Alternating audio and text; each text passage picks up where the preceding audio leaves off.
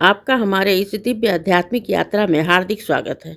आप सुन रहे हैं भविष्य पुराण सनातन धर्म के उस महान ग्रंथों में से एक, जिसमें जीवन, धर्म, कर्म और आने वाले समय के गूढ़ रहस्यों का वर्णन मिलता है। इस श्रृंखला में हम आपके लिए इस पावन ग्रंथ के प्रत्येक अध्याय का संस्कारिक पाठ प्रस्तुत करेंगे।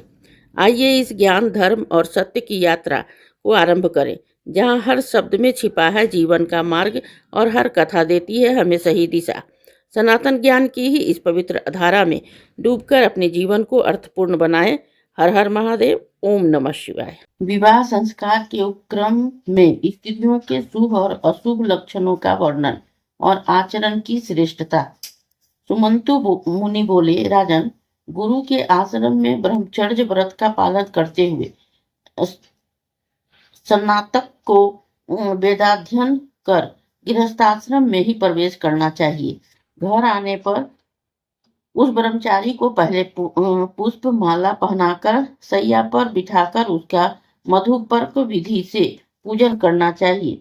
तब गुरु से आज्ञा प्राप्त कर उसे शुभ लक्षणों से युक्त सजातीय कन्या से विवाह करना चाहिए। राजा सतानी ने पूछा, हे मुनीश्वर, आप प्रथम स्त्रियों के लक्षणों का वर्णन करें और यह भी बताएं कि किन लक्षणों से युक्त कन्या शुभ होती है। सुमंतनु मुनि बोले, राजन, पूर्व काल में ऋषियों के पूछने पर ब्रह्मा जी ने स्त्रियों के जो उत्तम लक्षण कहे हैं उन्हें मैं संक्षेप में बतलाता हूँ, आप ध्यान देकर सुने। ब्रह्मा जी ने कहा,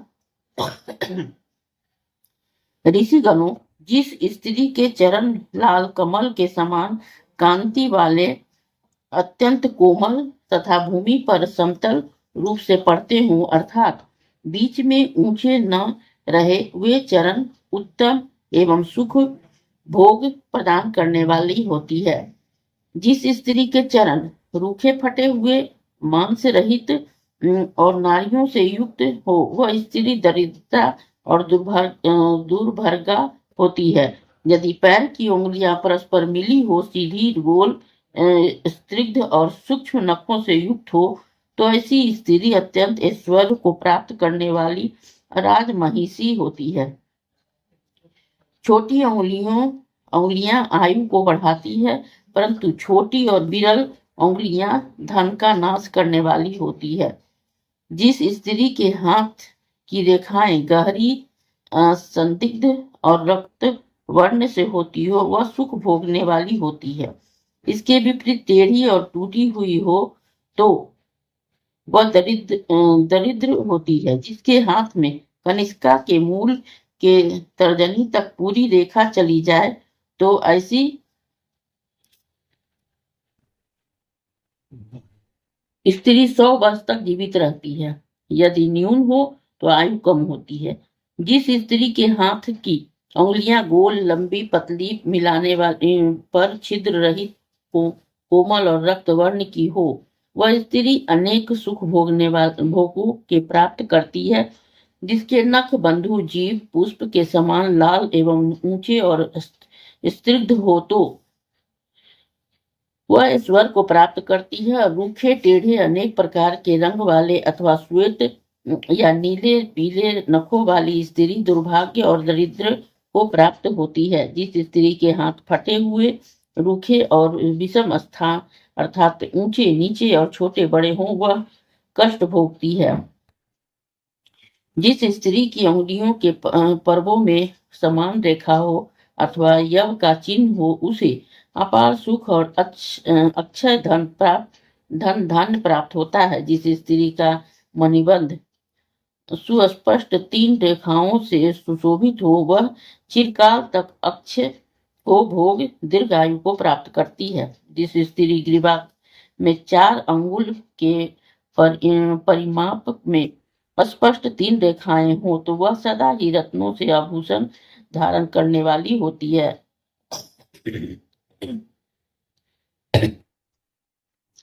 दुर्बल ग्रीवा वाली स्त्री निर्धन, दीर्घ ग्रीवा वाली बंधन की, हस्व ग्रीवा वाली मृत वत्सा होती है। स्थूल ग्रीवा वाली दुख संताप प्राप्त करती है। जिसके दोनों कंधे और कुकाटिका ऊंचे न हो, वह स्त्री दीर्घ आयु वाली और उसका पति भी चिरकाल तक जीता है।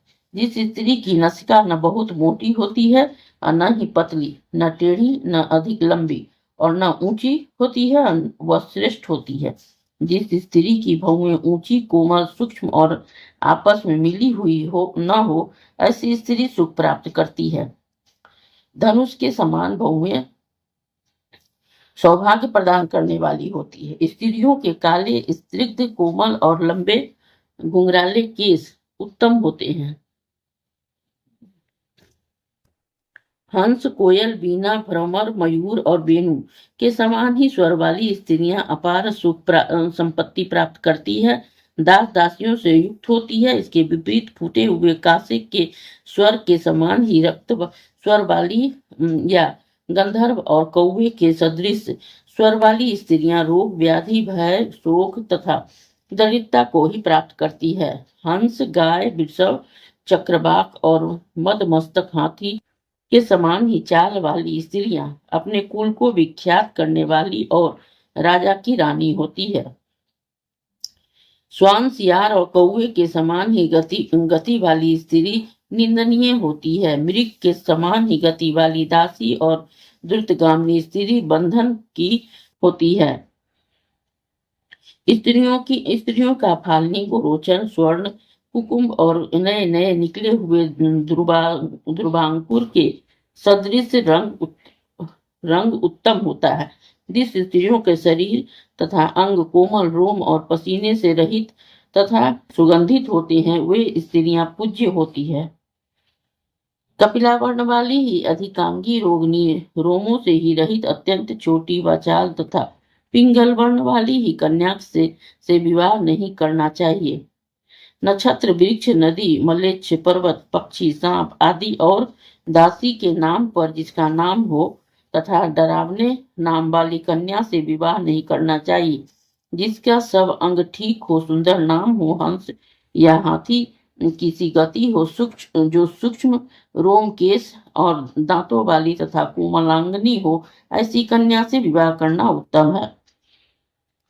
गौ तथा धन धन्यादि से ही अत्यधिक समृद्ध होने पर भी इस 10 कुलों में विवाह का संबंध स्थापित नहीं करना चाहिए।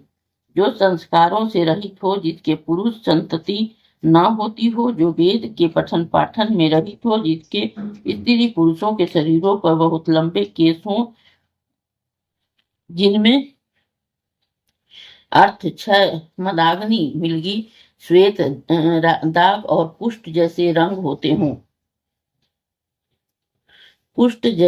होते हों। ब्रह्मा जी ने ऋषियों से पुनः कहा कि हे, ये सब उत्तम लक्षण जिस कन्या को हो और जिसका आचरण भी अच्छा हो, उस कन्या से विवाह करना चाहिए।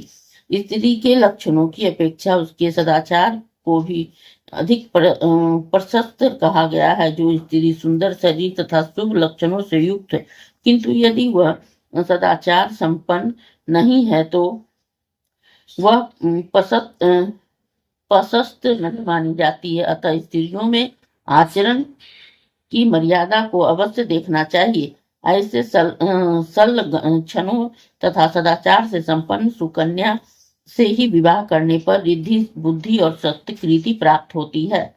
इस अध्याय के श्रवण हेतु आपका हृदय से धन्यवाद। हम आशा करते हैं कि भविष्य पुराण की यह दिव्य कथा आपको आध्यात्मिक शांति, सही मार्गदर्शन और जीवन के गहन सत्य प्रदान कर रही होगी। कृपया अगले अध्याय के लिए ही हमारे साथ जुड़े रहें और अपने विचार एवं भावनाएं कमेंट के माध्यम से अवश्य साझा करें। धर्म, कर्म और ज्ञान की इस पावन यात्रा में आपका साथ हमारे लिए अत्यंत अनमोल है।